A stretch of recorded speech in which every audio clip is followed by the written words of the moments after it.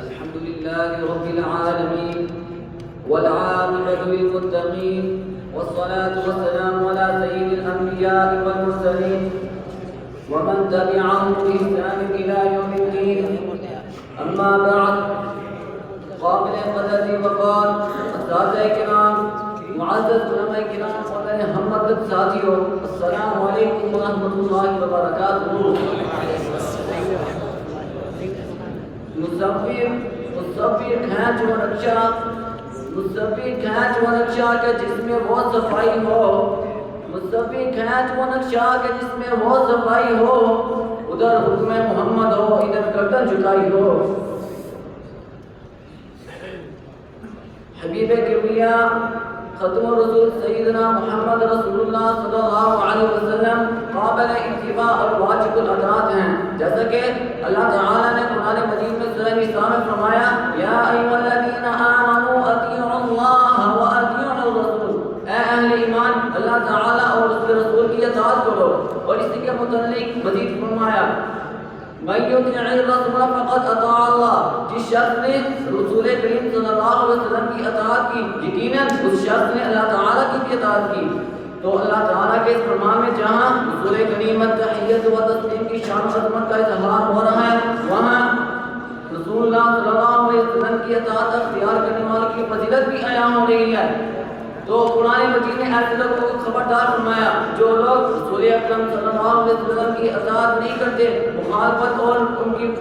اطاعت اور ان کے حکم سے فرما برداری سے روک گردانی کرتی ہیں، ان کے بارے میں فرمایا سورہ نور میں کہہ دیا اللہ تعالیٰ نے فَلْيَحْذَرِ الَّذِينَ يُخَالِفُونَ عَنْ أَمْرِهِ أَن تُصِيبَهُمْ فِتْنَةٌ أَوْ يُصِيبَهُمْ عَذَابٌ أَلِيمٌ، کہ ایسے لوگ کسی بڑے فتنے یا عذاب علیم کا شکار ہوں گے۔ اور اس کے بارے میں فرما دیا کہ یہی لوگ واضح گمراہ ہیں۔ سورہ احزاب میں فرما دیا وَمَن يَعْصِ اللَّهَ وَرَسُولَهُ فَقَدْ ضَلَّ ضَلَالًا مُبِينًا،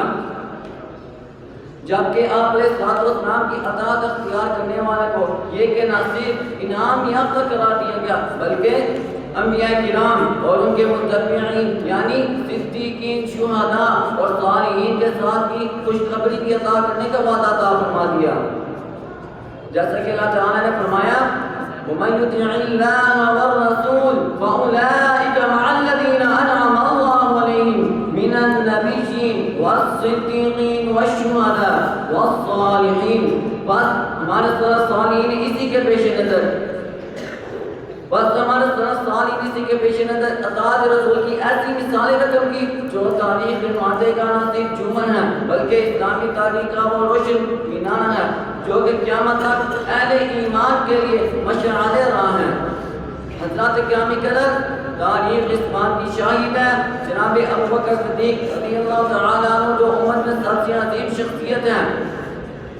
ان کی عدالت میں ایک چور لایا جاتا ہے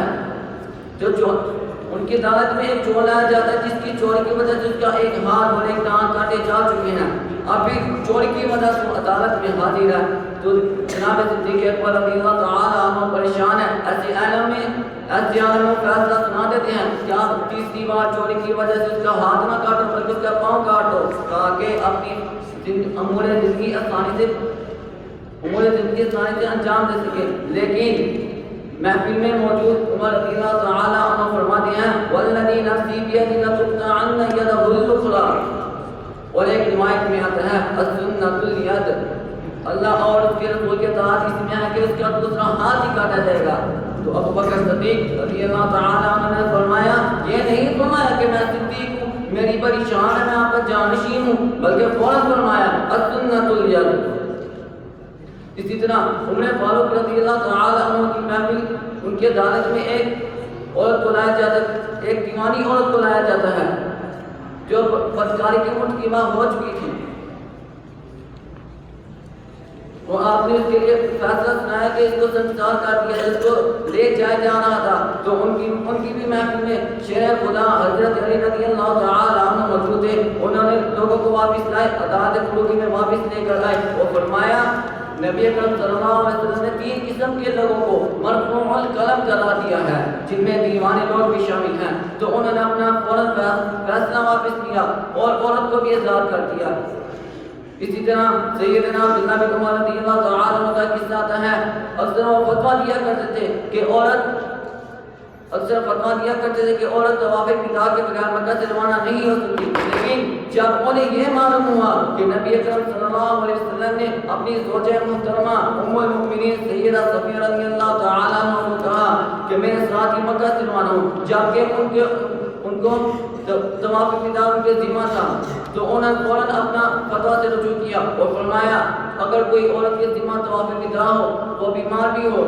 تو طواف وداع کے بغیر ہی مکہ سے روانہ ہو سکتی ہے۔ تو یہ ہیں سلف صالحین جنہوں نے اتباع سنت کی پیروی کی۔ اللہ تعالیٰ سے دعا ہے کہ ہمیں سلف صالحین کے منہج کے مطابق کتاب و سنت کی اطاعت کی توفیق بخشے، آمین۔ وما توفیق